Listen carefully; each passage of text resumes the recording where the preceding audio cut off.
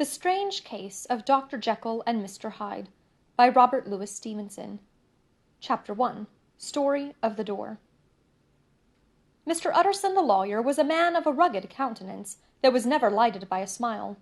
Cold, scanty, and embarrassed in discourse, backward in sentiment, lean, long, dusty, dreary, and yet somehow lovable.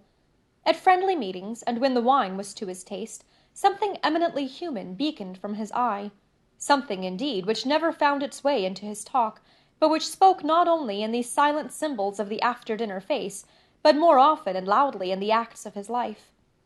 He was austere with himself, drank gin when he was alone, to mortify a taste for vintages, and though he enjoyed the theatre, had not crossed the doors of one for 20 years.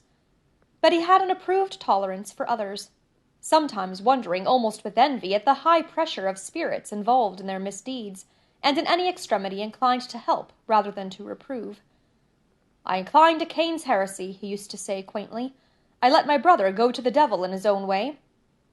In this character, it was frequently his fortune to be the last reputable acquaintance and the last good influence in the lives of down-going men, and to such as these, so long as they came about his chambers, he never marked a shade of change in his demeanor. No doubt the feat was easy to Mr. Utterson, for he was undemonstrative at the best, and even his friendship seemed to be founded in a similar catholicity of good nature. It is the mark of a modest man to accept his friendly circle ready-made from the hands of opportunity, and that was the lawyer's way. His friends were those of his own blood, or those whom he had known the longest. His affections, like ivy, were the growth of time. They implied no aptness in the object. Hence, no doubt, the bond that united him to Mr. Richard Enfield, his distant kinsman, the well-known man about town. It was a nut to crack for many, what these two could see in each other, or what subject they could find in common.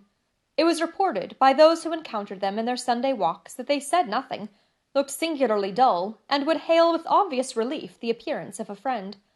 For all that, the two men put the greatest store by these excursions, counted them the chief jewel of each week, and not only set aside occasions of pleasure, but even resisted the calls of business, that they might enjoy them uninterrupted.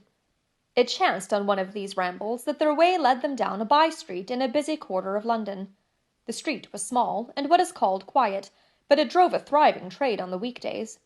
The inhabitants were all doing well, it seemed, and all emulously hoping to do better still, and laying out the surplus of their gains in coquetry, so that the shop fronts stood along that thoroughfare with an air of invitation, like rows of smiling saleswomen.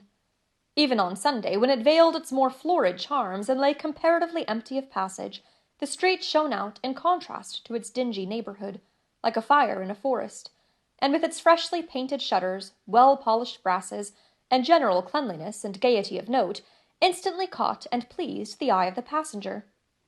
2 doors from one corner, on the left hand going east, the line was broken by the entry of a court, and just at that point a certain sinister block of building thrust forward its gable on the street. It was 2 stories high, showed no window, nothing but a door on the lower story, and a blind forehead of discolored wall on the upper, and bore in every feature the marks of prolonged and sordid negligence.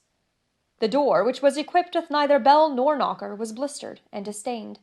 Tramps slouched into the recess and struck matches on the panels. Children kept shop upon the steps. The schoolboy had tried his knife on the mouldings, and for close on a generation no one had appeared to drive away these random visitors or to repair their ravages.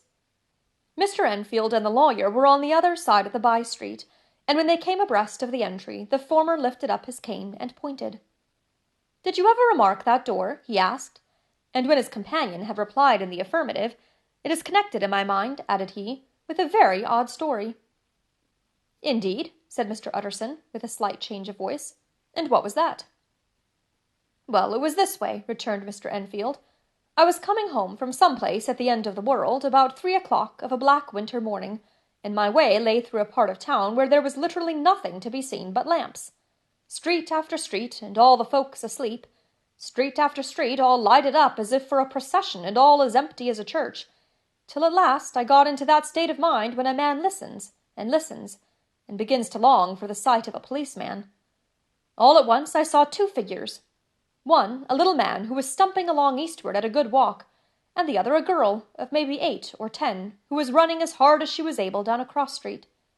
Well, sir, The two ran into one another naturally enough at the corner, and then came the horrible part of the thing, for the man trampled calmly over the child's body and left her screaming on the ground. It sounds nothing to hear, but it was hellish to see. It wasn't like a man. It was like some damned juggernaut. I gave a view-hello, took to my heels, collared my gentleman, and brought him back to where there was already quite a group about the screaming child. He was perfectly cool, and made no resistance, but gave me one look, so ugly that it brought out the sweat on me like running. The people who had turned out were the girl's own family, and pretty soon the doctor, for whom she had been sent, put in his appearance. Well, the child was not much the worse, more frightened according to the sawbones, and there you might have supposed would be an end to it. But there was one curious circumstance.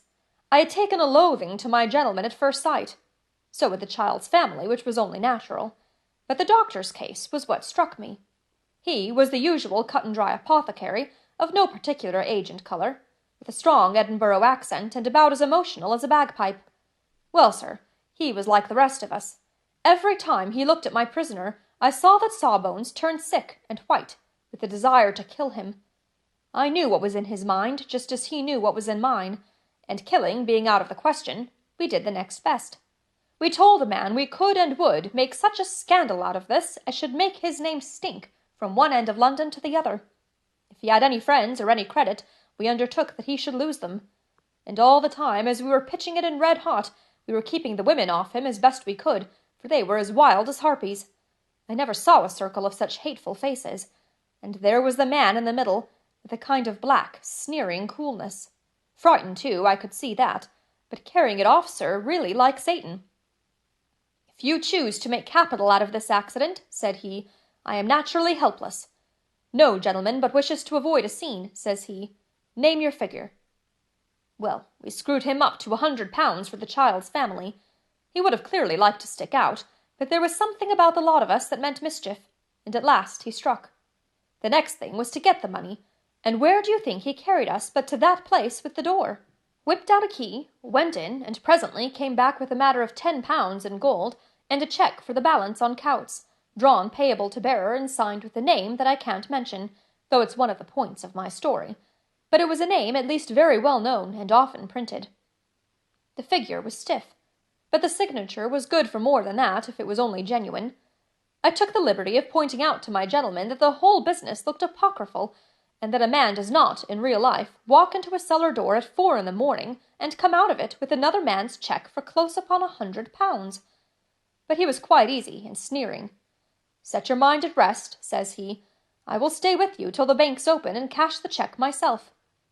So we all set off, the doctor and the child's father, and our friend and myself, and passed the rest of the night in my chambers, and next day, when we had breakfasted, went in a body to the bank. I gave in the cheque myself, and said I had every reason to believe it was a forgery. Not a bit of it. The cheque was genuine. Tut, tut, said Mr. Utterson. I see you feel as I do, said Mr. Enfield. Yes, it's a bad story. For my man was a fellow that nobody could have to do with. A really damnable man. And the person that drew the cheque is the very pink of the properties, celebrated too, and, what makes it worse, one of your fellows who do what they call good. Blackmail, I suppose. An honest man paying through the nose for some of the capers of his youth. Blackmail House is what I call that place with the door in consequence. Though even that, you know, is far from explaining all, he added, and with the words fell into a vein of musing. From this he was recalled by Mr. Utterson asking rather suddenly, And you don't know if the drawer of the cheque lives there? A likely place, isn't it? Returned Mr. Enfield. But I happen to have noticed his address. He lives in some square or other. And you never asked about the place with the door? Said Mr. Utterson. No, sir. I had a delicacy, was the reply. I feel very strongly about putting questions. It partakes too much of the style of the Day of Judgment. You start a question, and it's like starting a stone. You sit quietly on the top of a hill, and away the stone goes, starting others. And presently some bland old bird, the last you would have thought of, is knocked on the head in his own back garden, and the family have to change their name. No, sir, I make it a rule of mine. The more it looks like Queer Street, the less I ask. A very good rule, too, said the lawyer. But I have studied the place for myself, continued Mr. Enfield. It seems scarcely a house. There is no other door, and nobody goes in or out of that one but, once in a great while, the gentleman of my adventure. There are 3 windows looking on the court on the first floor, none below. The windows are always shut, but they're clean. And then there is a chimney which is generally smoking, so somebody must live there. And yet it's not so sure, for the buildings are so packed together about that court that it's hard to say where one ends and another begins.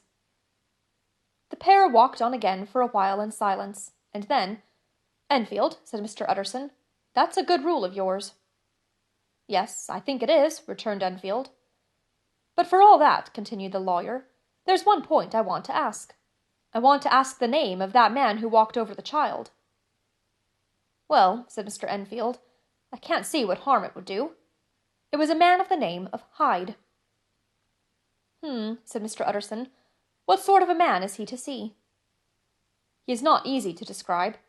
There is something wrong with his appearance, something displeasing, something downright detestable.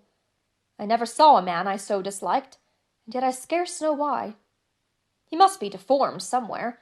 He gives a strong feeling of deformity, although I couldn't specify the point. He's an extraordinary-looking man, and yet I really can name nothing out of the way. No, sir, I can make no hand of it. I can't describe him. And it's not want of memory, for I declare I can see him this moment." Mr. Utterson again walked some way in silence, and obviously under a weight of consideration. "You are sure he used a key?" he inquired at last. "My dear sir," began Enfield, surprised out of himself. "Yes, I know," said Utterson. "I know it must seem strange. The fact is, if I do not ask you the name of the other party, it is because I know it already. You see, Richard, your tale has gone home. If you have been inexact in any point, you had better correct it." "I think you might have warned me," returned the other, with a touch of sullenness. "But I've been pedantically exact, as you call it. The fellow had a key, and what's more, he has it still. I saw him use it, not a week ago." Mr. Utterson sighed deeply, but said never a word, and the young man presently resumed. "Here is another lesson to say nothing," said he. "I am ashamed of my long tongue. Let us make a bargain never to refer to this again." "With all my heart," said the lawyer. "I shake hands on that, Richard."